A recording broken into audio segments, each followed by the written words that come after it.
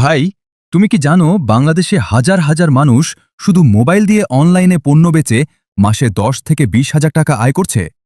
কোনো দোকান নেই, কোনো বড় পুঁজি নেই, শুধু একটা মোবাইল আর ফেসবুক অ্যাকাউন্ট।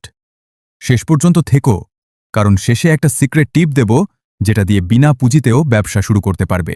সহজ কথায়, তুমি কোনো পণ্য অনলাইনে বেচবে, ক্রেতা তোমার কাছ থেকে কিনবে, তুমি তাকে পাঠাবে, সে টাকা দেবে।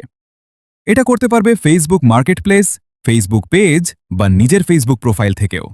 আর সবচেয়ে ভালো কথা, এই তিনটাই সম্পূর্ণ ফ্রি।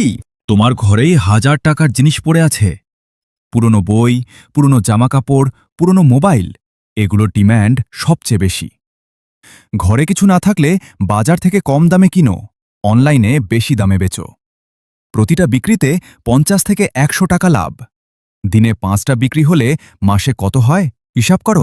স্টেপ ১, পণ্যের ছবি তোলো। সাদা কাপড়ের সামনে রেখে দিনের আলোতে তোলো। স্টেপ ২, ফেসবুক মার্কেটপ্লেসে পোস্ট করো।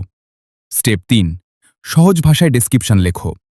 স্টেপ ৪, বাজার দামের চেয়ে একটু কম দাম রাখো। স্টেপ ৫, কাস্টমার মেসেজ করলে দ্রুত রিপ্লাই দাও। এটাই সেই সিক্রেট টিপ, ড্রপ শিপিং। তোমার কাছে কোনো পণ্যই থাকবে না, তবুও তুমি বেচবে। দারাজে ৫০০ টাকার জিনিস ফেসবুকে ৭০০ টাকায় বেচো।